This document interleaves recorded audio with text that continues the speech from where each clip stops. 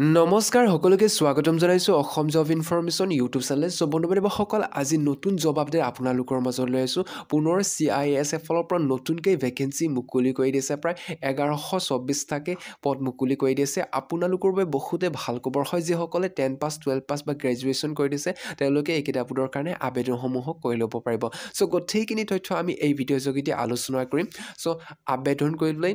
বয়সৰ সময়সীমাবোৰ কিমান লাগিব আৰু সিলেকশন প্ৰসেছবোৰ কেনে ধৰণৰ হ'ব আৰু দৰমহাবোৰ প্ৰতি মাহত কিমান দিয়া হ'ব আৰু আবেদন কৰা লাষ্ট ডেট কেতিয়া হ'ব সো গোটেইখিনি তথ্য আমি এই ভিডিঅ'ৰ যোগেদি আলোচনা কৰিম আপোনালোকে ভিডিঅ'টো শেষলৈকে চাই থাকিব আৰু যিসকলে আমাৰ চেনেললৈ নতুনকৈ আহিছে তেওঁলোকে চেনেলটো যদি এতিয়ালৈকে সাবস্ক্ৰাইব কৰা নাই তেনেহ'লে চেনেলটো সাবস্ক্ৰাইব কৰি ল'ব আৰু কাষত থকা বেল আইকন অন কৰি ল'ব যাতে আমাৰ সকলো ধৰণৰ চাকৰি আপডেট আপোনালোকে পোনপ্ৰথমে পাব পাৰে আৰু যদি আপোনালোকে হোৱাটছআপ বা টেলিগ্ৰামৰ যোগেদি আপডেটটো পাব বিচাৰে তেনেহ'লে ডেছক্ৰিপশ্যনত গ্ৰুপৰ লিংকটো দি আছে আপোনালোকে জয়েন কৰি ল'ব পাৰিব বা ফলো কৰি ল'ব পাৰিব আৰু যদি আপোনালোকে ভিডিঅ'টো ভাল পায় তেনেহ'লে লাইক কৰি দিব আৰু নিজৰ বন্ধু বান্ধৱীৰ সৈতে শ্বেয়াৰ কৰিবলৈ নাপাহৰিব সো বন্ধু বান্ধৱীসকল আহক আমি ভিডিঅ'টো আৰম্ভ কৰোঁ আপোনালোকে এতিয়া চাই লওক name of post CISF constable driver fire service recruitment 2025 এতিয়া দিয়া হৈছে সো বন্ধু বান্ধৱীসকল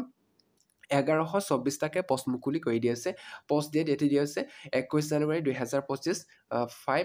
5:49 PM আপডেটটো দিয়া হৈছে আৰু শ্বৰ্ট ইনফৰমেশ্যন আপোনালোকে চাওক চেণ্ট্ৰেল ইণ্ডাষ্ট্ৰিয়েল ছিকিউৰিটি ফ'ৰ্চ ফালৰ পৰা এইকেইটা ভেকেঞ্চি মুকলি কৰি দিয়া আছে চ' বন্ধু বান্ধৱীসকল আপোনালোকে যদি ইণ্টাৰেষ্টেড হয় তেনেহ'লে আবেদনসমূহো কৰি ল'ব পাৰিব ইয়াতে আপোনালোকে চাই লওক চেণ্ট্ৰেল ইণ্ডাষ্ট্ৰিয়েল ছিকিউৰিটি ফ'ৰ্চ ফালৰ পৰা এইকেইটা ভেকেঞ্চি মুকলি কৰি দিছে কনষ্টেবল ড্ৰাইভাৰ কাম পাম অপাৰেশ্যন পদৰ বাবে পদ মুকলি কৰি দিয়া হৈছে ইয়াতে এডভাৰটাইজমেণ্ট নংটো দিয়া আছে আপোনালোকে ইয়াতে চাব পাৰিব আৰু বন্ধু বান্ধৱীসকল তলত আপোনালোকে ইয়াতে চাই লওক এপ্লিকেশ্যন ফিজ এইকেইটা পদ আবেদন কৰিবলৈ হ'লে আবেদন মাচুল আপোনালোকে দিব লাগিব এতিয়া জেনেৰেল OBC কেণ্ডিডেটসকলে 100 টকাকৈ আবেদন মাচুল দিব লাগিব আৰু SC ST কেণ্ডিডেটসকলে ইয়াতে দিব নালাগে তেওঁলোকৰ কাৰণে ফ্ৰী হয় কোনো ধৰণৰ আবেদন মাচুল দিব নালাগে আৰু পে'মেণ্ট মোডটো হৈছে আপোনালোকে চাই লওক ইয়াতে ক্ৰেডিট কাৰ্ড ডেবিট কাৰ্ড বা নেট বেংকিঙৰ যোগেদি আপোনালোকে পে'মেণ্টটো কৰিব পাৰিব আৰু ইম্পৰ্টেণ্ট ডেটবোৰ ইয়াতে দি আছে আপোনালোকে চাই লওক অনলাইন এপ্লাই ষ্টাৰ্টিং হৈছে 3 ফেব্ৰুৱাৰী 2025 পৰা আৰম্ভ হ'ব আৰু লাষ্ট ডেটটো হৈছে 11 মাৰ্চলৈকে থাকিব 11:59 PM চ' বন্ধু বান্ধৱীসকল ইয়াতে ফি পে'মেণ্ট লাষ্ট ডেটটো দি আছে 4 মাৰ্চ 2025 আৰু ফিজিকেল ইফিচিয়েঞ্চি টেষ্ট আৰু ফিজিকেল ষ্টেণ্ডাৰ্ড টেষ্টটো হ'ব 27 জুন 2025 চ' বন্ধু বান্ধৱীসকল আপোনালোকে যদি ইণ্টাৰেষ্টেড হয় তেনেহ'লে আবেদনসমূহো কৰি ল'ব পাৰিব আৰু এজ লিমিট বয়সৰ সময়সীমাটো বিচাৰিছে ইয়াতে মিনিমাম বয়সৰ সময়সীমাটো বিচাৰিছে 21 বছৰৰ পৰা আৰু মেক্সিমামটো বিচাৰিছে 27 বছৰ বয়সলৈকে আৰু লগতে আপোনালোকে এজ ৰিলেক্সেশ্যনৰ সুবিধাও আপোনালোকে লাভ কৰিব পাৰিব চ' CISF ফৰ্মতে এজ ৰিলেক্সেশ্যনৰ সুবিধাটো দিয়া হ'ব আৰু ইলিজিবিলিটি ক্ৰাইটেৰিয়াবোৰ আপোনালোকে ইয়াতে চাই লওক ইয়াতে 10 পাছ বিচাৰিছে যদি আপোনালোকে মেট্ৰিক পাছ কৰি দিছে তেনেহ'লে এই কিতাপবোৰৰ কাৰণে আবেদনসমূহ কৰি ল'ব পাৰিব আৰু লগতে ড্ৰাইভাৰৰ কাৰণে ইয়াতে 3 ইয়াৰ্ছৰ ড্ৰাইভিং এক্সপিৰিয়েঞ্চ থাকিব লাগিব তেতিয়াহে আপোনালোকে আবেদনসমূহ কৰিব পাৰিব আৰু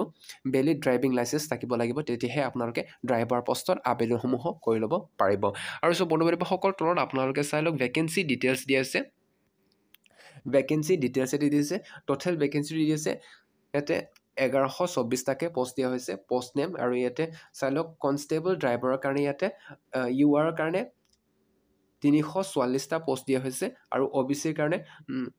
228টা পষ্ট দিয়া আছে আৰু EWS সকলৰ কাৰণে 84টা পষ্ট দিয়া আছে আৰু SC সকলৰ কাৰণে 126টা পষ্ট দিয়া হৈছে আৰু STৰ কাৰণে ইয়াতে 63টা পষ্ট দিয়া হৈছে ইয়াতে টোটেল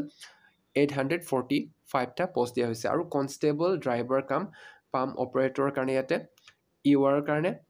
116টা পষ্ট দিয়া হৈছে আৰু ইয়াতে OBCৰ কাৰণে 75টা দিয়া হৈছে আৰু EWS সকলৰ কাৰণে 27টা পষ্ট দিয়া হৈছে আৰু SC সকলৰ কাৰণে 41টা পষ্ট দিয়া হৈছে আৰু STৰ কাৰণে 20টাকৈ পষ্ট দিয়া হৈছে ইয়াতে UR কাৰণে টোটেল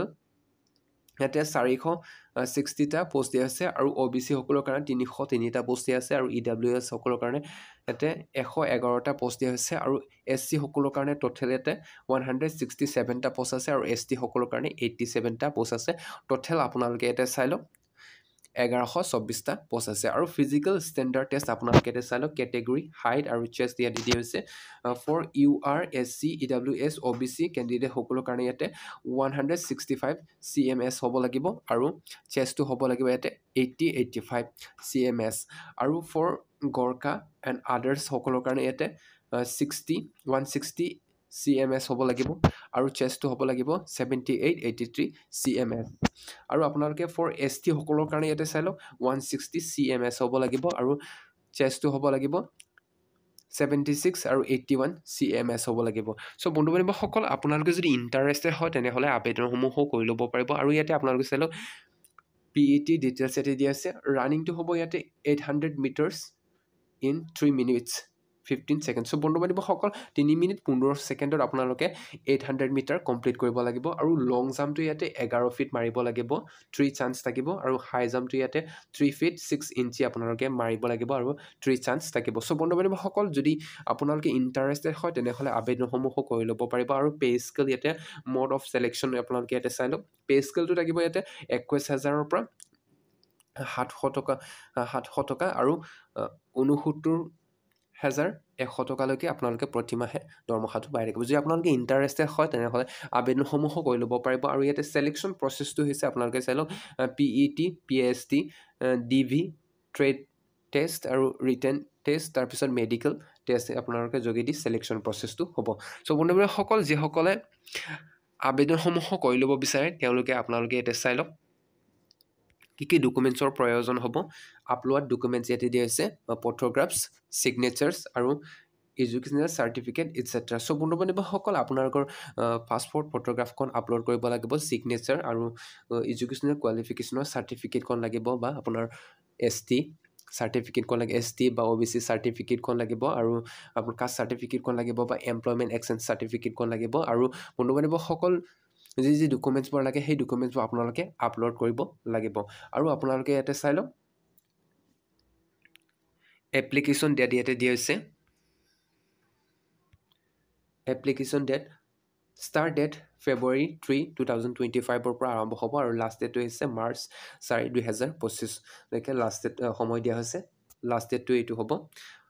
4 মাৰ্চ 2025 আৰু চিলেকশ্যন প্ৰচেছটো আপোনালোকে এতিয়া চালক ফিজিকেল ষ্টেণ্ডাৰ্ড টেষ্ট আৰু ফিজিকেল এফিচিয়েঞ্চি টেষ্ট ডকুমেণ্টেশ্যন তাৰপিছত ট্ৰেড টেষ্ট ড্ৰাইভিং টেষ্ট ইয়াতে ৰিটেন এক্সামিনেশ্যন তাৰপিছত মেডিকেল এক্সামিনেশ্যন যোগেদি আপোনাক চিলেকশ্যন প্ৰচেছটো কৰা হ'ব চ' বন্ধু বান্ধৱীসকল আপোনালোকে যদি CISF যদি চাকৰি কৰিব বিচাৰে তেনেহ'লে আপোনালোকৰ বাবে বহুতেই ভাল খবৰ হয়